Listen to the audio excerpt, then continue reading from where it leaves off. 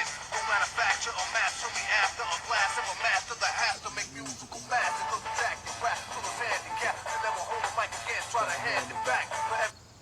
You just tuned in to the Rap Box. Got our first guest today, DJ Def Touch. What up? It's Perfect Eclipse, you know, man in the camera, you know how I do, and the interviewer. So we're gonna get this interview started. I'm gonna ask DJ Def Touch here today about some DJing. And the first question we have for you today, DJ Def Touch, is how did you get your DJ name? It's a long story. I guess to shorten it, I don't know. I'm a big fan of the X-Men or the DJ crew X-Men or the Executioners. And the only person out of the X-Men, I think it's like 13 members if you go back, count all the original members. But at the time, the only member that had like a name that was like an X-Men name that had pertaining to the comics was DJ Mr. Sinister. Mr. Sinister was a character off the X-Men, comics and cartoons. So I used to just kind of pretend like, man, if I was with what if I was down with the X-Men, what would my name be? I went originally with DJ Baraka, the character from Mortal Kombat, because I had a little side crew I was coming up with called Mortal Kombat, and everybody had names from it. So it was Baraka. But as time went on, and I was like, kind of like, damn, man, if I was with the X-Men, what would I call myself? So I was just like, I wanted a name that had like an X-Men name and a DJ name. So I went with Deathstrike. She was a character. It was a female. Her name was Lady Deathstrike. She was like a female character, an enemy, Wolverine, I think, if I ain't mistaken. But I didn't want to be known as like no female character, so I just took Deathstrike and I renamed it Death Touch, and it fit, Death Touch. Okay, all right. So, who did you study? What DJs did you study? I could give the generic answer, but if we want to go with hometown, local favorites, I came up under 12 Tech Mob, particularly Lynn Swan. I studied him, DJ Shotgun. But Shotgun had left and moved from Detroit and went down to Florida, if I'm not mistaken, or Atlanta or something like that. He started DJing for Goody Mob. So locally, I was studying them, Dez and Daddy Riff, but it was more so Lynn Swan because I never wanted to be a DJ to play music for people at parties. I wanted to be a battle, like a turntablist DJ. And Lynn Swan was that dude, and that was the local. As far as like, the big dog names, nationally, the X-Men, Fifth Platoon. That leads me, prior to what you just said, that leads me to another part of the question, which would be, why would you wanted to, I guess, be a turntablist as opposed to playing the music, as you know, I guess a basic or original DJ would do by just playing the music? Originally, like, it go back to the last question to finish up, it was who I was watching. I was looking at people like DJ Aladdin from Low Profile, Rhyme Syndicate, Daddy Rich from Third Base, DJ Scratch from EPMD. And these guys were more like battle DJs. At least that's what I saw. I don't know what they did on this, but behind the closed doors or whatever. DJ Miz from Fresh Going Miz. So that made me want to do that. And the reason I ain't want to be a regular DJ playing music, just playing music, because one of my motto is I'm not gonna play what you want to hear. I'm gonna play what I feel you need to hear. And usually a good DJ, that's the total opposite thing you do. You supposed to play what the people want to hear, and I'm totally against that. All right. Be honest with you, I can give a fuck less what you want to hear. So, okay. To answer that. Yeah. All right. So, how long have you been DJing? Uh, MCing was the first thing I got into, so I would say right around 1997, I believe. Yeah, the song, cut the fuck up. 1997 was when, around let's say 96, 97. 96 was when really before 96, I was really watching everybody. And it's like, damn, man, I kind of want to do that. And then I just got into it because as I was rapping and doing songs, I always wanted people to cut on my songs. And Lynn Swan kind of had a hectic schedule sometimes. And the other DJs sometimes would kind of like just, blow me off. I wasn't in the clique, the local clique, or I wasn't an ass kisser, so, they could care less. So after a while, I said, fuck all that, and I just was kind of like, I'll do my own cuts and learn. So let's say that was around 1996, 97, but 94 is when I started really getting the thought in my head that that's what I wanted to do. So, what are you more of a when you turntablist in competition? What are you more of a juggler, a cutter, or both? I guess I'm more known for my juggles and body tricks. I cut though. I'm not one of the guys that they be like, oh, he can't scratch. So it's like I cut. I try to be well rounded, but if I had to pick what my strength is, my forte is, it would probably be beat juggling. Because like I said, I kind of had patterned myself around the X-Men, and that's what they were mainly known for. Not saying that they doesn't cut. Rob Swift was probably one of the sweetest cutters as far as scratching is concerned. So, but beat juggling is probably more my forte. Okay. So, what are can you give us three main points to beat juggling? Or three main things for anybody out there that want to learn how to juggle? Um, beat juggling, number one, the first thing you need to do if you're trying to learn how to beat juggle, you need to learn how to backspin. Backspinning the record. Like from one point to another and then spinning it back. Point A to point B, back to point A, spinning it back. And you need to know how to do it with both. Both records backspinning. You're using two records. Um, Next, after that, don't get caught up in just backspinning. A lot of days, these cats are saying, "Yeah, check out my juggles," and all you doing is backspinning, or, or they might add a little something, but it's just an intricate backspin. So first thing, backspin. Second, I would say, uh, focus on once you got backspinning, start focusing on finding a part of the beat, of the drum to to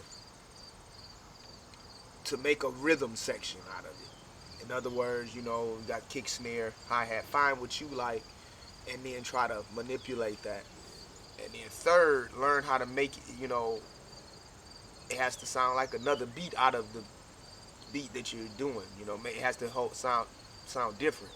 So learn how to, be a little intricate with it, play with it, learn how to just get a if I can make up a saying like a sonic picture of how if you got a song playing now how can you make it sound different with your hands, as far as a different rhythm, a different pattern and tempo, whether it's fast or slow. So I would say those are the three things: backspinning, finding a rhythm, and then learning what part of the drum out of the track that you got that you want to manipulate. So, what battles have you been a part of, or do you recall any people that you battled, or any competitions that you were in? I've been in. It's been. I battled DJ Devo. I think he's with that crew called Conglomerate DJs. He won. I ain't gonna front. He beat me both times. He came in first. I would come in second. Don Q. Man, I'm trying to think. I've been in guitar when the Guitar Center were doing the battles. I was in like I'll say at least from 1999 to about '06. I was competing. I won 2 years the store finals in Southfield, and I was supposed to go on to the the ones in Chicago, but back in them days, I had just started a job and I kind of couldn't travel. I had to kind of forfeit. Um, Cool Mix, the Cool Cigarettes used to host these battles, the Cool Mix cigarette battles, Cool Cigarette Mix DJ battles, those. Um, shit, all the little local ones. I tried to get into DMC Heats. What year was that? Oh, 03, I can't remember. But I didn't qualify. And then I never tried again after that. Because of music, I had other stuff going on. So, but that's pretty much like a resume. And then whatever other little local battles that they had here. Club Okay. 2000, San Andrews, shit like that. So some of these battles they have Serato. People use Serato in their battles. What do you feel about Serato as far as DJ battles? As far as DJ battles, that's bullshit. Um, it's cool to use Serato. I'm not gonna diss it. As far as, for shows and studio work, even showcasing. But when you trying to battle, that's some bullshit. And a lot of people hearing this might look at me, oh, this old nigga, this old school nigga, or, they already getting mad. But the reason I have a problem with Serato in the battle is because half the time, about 90% of the time, you dudes got, Serato mixers now built in, most of it. So you got cue points. Cue points are right in the mixer. All you gotta do is hit a button, and you right there. That's whack. You have no sense of pressure being put on you. All you gotta do is hit a button. Whereas, true battling DJs, you had to have needle marks, or if you was really good, you could look into the vinyl and know how to make your needle drops like that. But even then, if you're in a battle trying to do that, that's extremely difficult because you got pressure. The clock is ticking, the crowd is cheering, the music is loud, you're tense, you're nervous. Even if you're good, it's just human emotion. Your hands are sweaty, you're shaking. Whereas when you in a battle with that Serato shit, all you gotta do is hit the button. And if you that nervous and you still can't get it off with Serato, then that's a problem because all you gotta do is hit the dicers or whatever they call them. So using Serato in a battle, I'm totally against it. It's I think the DMC at the heads, I think it's a couple cats that's going back to vinyl. I know DJ Supreme. It's a couple, and that's a good thing.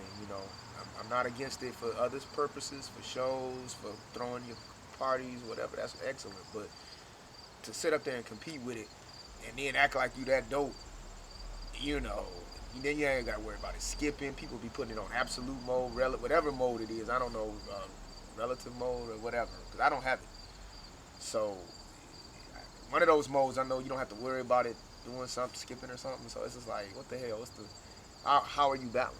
Some people try to say, well, you still got to know how to scratch, and yeah, but we said battle.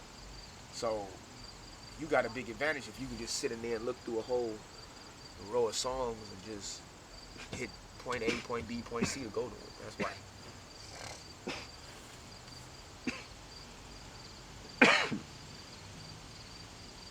So, in conclusion, here at the Rap Box Show, we would like to let you in with the final thought.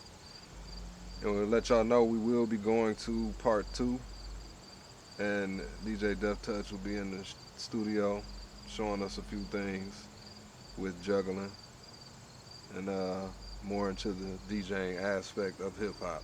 So with that being said, we're gonna let DJ Def Touch in with the closing thought. Closing thought. First of all, rest in peace to Grandmaster Rock Raider. All the DJs we've lost. Grandmaster Rock Raider from the X-Men. Jam Master J, Run DMC, and Scholar Rock, Boogie Down Productions, all that. Homicide from AWOL. Sugar Shaft from X Clan. It's a lot, man. But on the closing thoughts, cats, you guys that want to get into this, know what type of DJ you want to be. It's different types. Every DJ is not the same. You got your house, your club DJ, party DJ. You got what I call a show DJ that DJs for like rap shows, meaning Like Jam Master Jay was Run DMC's DJ. He was a group, you know, a show DJ for the show, for the group. You know, Terminator X for Public Enemy, or DJ Scratch for EPMD. So those are show DJs. You got club DJs like Kid Capri. You got mixtape DJs. You have DJs like me, turntablists, battle DJs. You have all kinds, man. But if you are a DJ, the acronym DJ stands disc jockey. In my opinion, you are not a DJ if you're not using some sort of circular disc. I'm not a fan of the CDJs. I don't like that shit. But however, it is a disc. So I guess I would have to say they was the DJs. But if you one of them dudes with a controller and you just pushing some fucking buttons, you are not a DJ. You give a fuck how mad you feel, who you down with, don't care how rich you are, you not a DJ. You know, you just some asshole that got some equipment and you play some music, you know. And, you know, that also go out to these young cats that try to sit up here and say, well, look, man, it's not our fault we came out and the technology was available. You're right, it's not. But you haven't earned the right to use some of that shit. It's been mad DJs carrying crates and speakers and all kinds of shit, you know. And then all of a sudden you want to come up because your mom and your daddy or you got some money to buy, you know, some controller or some shit. That's some bullshit. So I sound kind of bitter, don't I? But yeah, a real DJ uses vinyl, some sort of circular disc. And if you don't do that, you're not a DJ in my opinion. All right. So tune in to part 2 of Rap Box with your host, Perfect Eclipse. We're gonna go and get up out of here with a little bit more of this Rakim.